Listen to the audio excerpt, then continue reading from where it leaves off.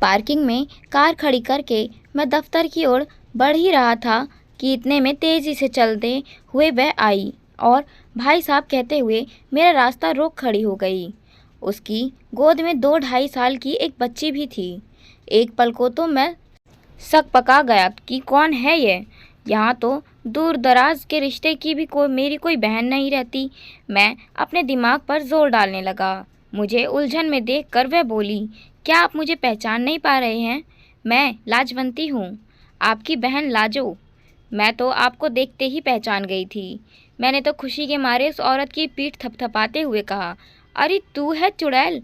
मैं बचपन में उसे लाड से इसी नाम से पुकारा करता था।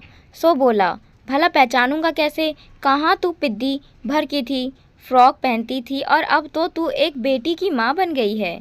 मेरी बातों से उसकी आंखें भर आई। मुझे दफ्तर के लिए देर हो रही थी। इसके बावजूद मैं उसे घर ले चलना ही ठीक समझा। वह कार में मेरी साथ वाली सीट पर आ बैठी। रास्ते में मैंने गौर किया कि वह साधारण थी। सूती साड़ी पहने हुए थी। मामूली से गहने भी उसके शरीर पर नहीं थे। सैंडल भी कई जगह से मरम्मत किए हुए थे।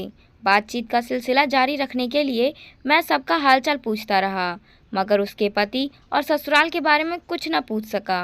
लाजवंती को मैं बचपन से जानता था। वह मेरे पिताजी के एक खास दोस्त की सबसे छोटी बेटी थी। दोनों परिवारों में बहुत मेलजोल था। हम सब भाई बहन उसके पिताजी को चाचा जी कहते थे और वे सब मेरे पिताजी को ताऊ जी।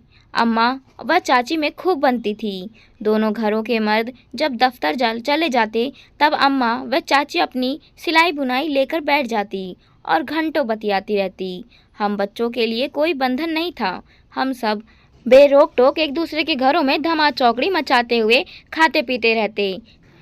पिताजी को हाई ब्लड प्रेशर की वजह से मांस खाना व शराब पीना बिल्कुल छोड़ दिया था। वैसे भी वे इन चीज़ों से ज़्यादा शौकीन नहीं थे, लेकिन चाचा जी खाने पीने के बेहद शौकीन थे।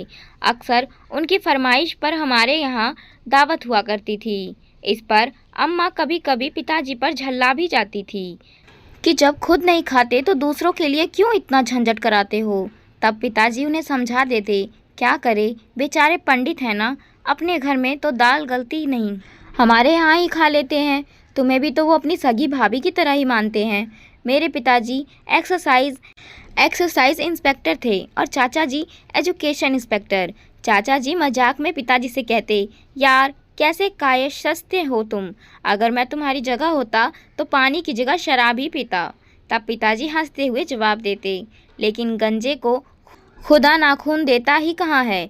इसी तरह दिन हंसी खुशी से बीत रहे थे कि अचानक ना जाने क्या हुआ कि चाचा जी नौकरी से सस्पेंड हो गए। कई महीनों तक जांच होती रही। उन पर बेईमानी करने का आरोप लगा था।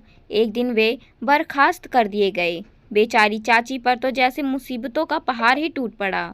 2 बड़ी लड़कियों की तो शादी हो चुकी थी, पर 3 बच्चे अभी भी छोटे थे। सुरेंद्र 8वीं, वीरेंद्र 5वीं व लाजो 4थी जमात में पढ़ रही थी। चाचा जी ने जो कुछ कमाया था वह जी खोलकर मौज मस्ती में खर्च कर दिया था। आड़े समय के लिए चाचा जी ने कुछ भी नहीं जोड़ा था। चाची जी को बहुत मुश्किल से नगर निगम में एक छोटी सी नौकरी मिली। जैसे तैसे पेट भरने का जुगाड़ तो हुआ, लेकिन दिन मुश्किल से बीत रहे थे। वे लोग बढ़िया क्वार्टर के बजाय अब छोटे से किराए के मकान में रहने लगे। चाची जी को बहुत मुश्किल से नगर निगम में एक छोटी सी नौकरी मिली। जैसे तैसे पेट भरने का जुगाड़ तो हुआ, लेकिन दिन मुश्किलों से बीत रहे थे। वे लोग बढ़िया क्वार्टर के बजाय अब छोटे से किराए के मकान में रहने लगे। चाची को चौका बर्तन से लेकर घर का सारा काम करना पड़ता था। लाड प्यार में पले हुए बच्चे अब ज़रा सी चीज़ों के लिए तरसते थे। दोस्ती के नाते पिताजी उस परिवार की ज़्यादा से ज़्यादा माली मदद करते रहते थे। समय बीतता गया। चाची जी के दोनों लड़के पढ़ने में तेज थे। बड़े लड़के को बीए करने के बाद बैंक में नौकरी मिल गई और छोटे बेटे का मेडिकल कॉलेज में दाखिला हो गया। मगर लाजो का मन पढ़ाई में नहीं लगा। वह अक्सर बीमार रहती थी। वह बेहद चिड़चिड़ी और ज़िद्दी भी हो गई थी और मुश्किल से 8वीं जमात ही पास कर पाई। फिर पिताजी का तबादला बिलासपुर हो गया। मैं भी फॉरेस्ट अफसर की ट्रेनिंग के लिए देहरादून चला गया। कुछ अरसे के लिए हमारा उनसे संपर्क टूट गया था। फिर ना पिताजी रहे ना चाचा जी। हम लोग अपनी अपनी दुनिया में मशगूल हो गए। कई सालों के बाद ही इंदौर वापस आना हुआ था। शाम को जब मैं दफ्तर से घर पहुंचा तो देखा कि लाजो सबसे घुल मिल चुकी थी। मेरे दोनों बच्चे बुआ बुआ कहकर उसे घेरे बैठे थे और उसकी बेटी को गोद में लेने के लिए उनमें होड़ मची थी। मेरी इकलौती बहन 2 साल पहले एक हादसे में मर गई थी, इसीलिए मेरी बीवी उमा भी ननद पाकर खुश हुई। खाना खाने के बाद हम लोग उसे छोड़ने गए। नंदानगर में एक चालूनुमा मकान के आगे उसने कार रुकवाई। मैंने चाची जी के पैर छुए, पर वे मुझे पहचान न पाई। तब लाजो ने मुझे ढूंढ निकालने की कहानी बड़े जोश के साथ सुनाई। चाची जी मुझे छाती से लगाकर खुश हो गई और रूंधे गले से बोली, अच्छा हुआ बेटा जो तुम मिल गए। मुझे तो रात दिन लाजो की फिक्र खाए जाती है। दामाद नालायक निकला, वरना इसकी यह हालत क्यों होती। कुछ दिन सहन करते बना, यह वहीं रही, फिर यहाँ चली आई। दोनों भाइयों को तो यह फूटी आंख नहीं सुहाती। अब मैं करूँ तो क्या करूँ। जवान लड़की को बेसहारा छोड़ते भी तो नहीं बनता। बेटा इसे कहीं नौकरी पर लगवा दो तो मुझे चैन मिले। सुरेंद्र भी इसी शहर में रहता था। अब वह बैंक मैनेजर था। एक दिन मैं उसके घर गया। उसने मेरी बहुत खातिरदारी की, लेकिन वह लाजो की मदद के नाम पर टस से मस नहीं हुआ। लाजवंती का जिक्र आते ही वह बोला, उसका नाम मत लीजिए भाई साहब, वह बहुत तेज जबान की है। वह अपने पति को छोड़ आई। हमने तो सब कुछ देखकर ही उसकी शादी की थी। उसे ससुराल वालों के साथ निभाने का ढंग नहीं है। माना कि दामाद को शराब पीने की लत है, पर घर में और भी तो लोग तो हैं, उनके सहारे भी तो रह सकती थी वह। घर छोड़ के क्या जरूरत थी आने की। सुरेंद्र की बातें सुनकर मैं अपना समूह लेकर लौट कर आया। मैं बड़ी मुश्किल से लाजो को एक गांव में ग्राम सेविका की नौकरी दिला सका था। चाची जी कुछ दिन उसके पास रहकर वापस आ गई और अपने बेटों के साथ रहने लगी। मेरा जगह जगह तबादला होता रहा और तकरीबन 15 साल बाद ही अपने शहर वापस आना हुआ। एक दिन रास्ते में लाजो के छोटे भाई वीरेंद्र ने मुझे पहचान लिया। वह जोर देकर मुझे अपने घर ले गया। उसने शहर में क्लिनिक खोल लिया था और उसकी प्रैक्टिस भी अच्छी चल रही थी। लाजो का जिक्र आने पर उसने बताया कि उसकी तो काफ़ी पहले मौत हो गई। यह सुनते ही मुझे धक्का लगा। उसका बचपन और पिछली घटनाएं मेरे दिमाग में घूमने लगी।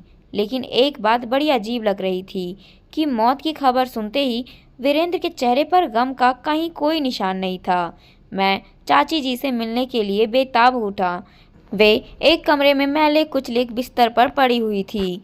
अब वे बहुत कमज़ोर हो गई थी और मुश्किल से उठ पाती थी। आँखों की रोशनी भी तकरीबन ख़त्म हो चुकी थी। मैंने अपना नाम बताया, तभी वे पहचान सकी। मैं लाजो की मौत पर दुख जाहिर करने के लिए कुछ बोलने ही वाला था कि उन्होंने हाथ पकड़कर मुझे अपने नज़दीक बिठा लिया। वह मेरे कान में मुंह लगाकर धीरे से बोली, लाजो मरी नहीं है बेटा, वह तो इसी शहर में है। ये लोग उसके मरने की झूठी खबर फैला रहे हैं। तुमने जिस गांव में उसकी नौकरी लगवा दी थी, वहीं एक ठाकुर साहब भी रहते थे। उनकी बीवी 2 छोटे छोटे बच्चों को छोड़कर मर गई। गांव वालों ने लाजो की शादी उनसे करा दी।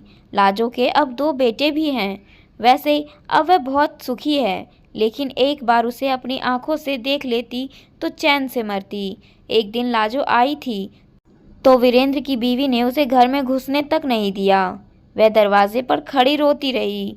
जाते जाते वीरेंद्र से बोली थी कि भैया मुझे अम्मा से तो मिल लेने दो, लेकिन ये लोग बिल्कुल नहीं माने।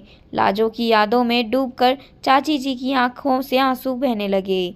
वे रोते रोते आगे बोली, बताओ बेटा, उसने क्या गलत किया। उसे भी तो कोई सहारा चाहिए था। सगे भाई होकर भी इन दोनों ने उसकी कोई मदद नहीं की, बल्कि दर दर की ठोकरें खाने के लिए छोड़ दिया। तुम्ही ने उसकी नौकरी लगवाई थी। तभी मैंने महसूस किया कि सबकी नज़रें हम पर लगी हुई है। मैं उस जगह से फौरन हट जाना चाहता था, जहाँ अपने भी पराये से बदतर हो गए थे। मैंने मन ही मन तय कर लिया था कि लाजो को ढूंढ निकालना है और उसे एक भाई ज़रूर देना है।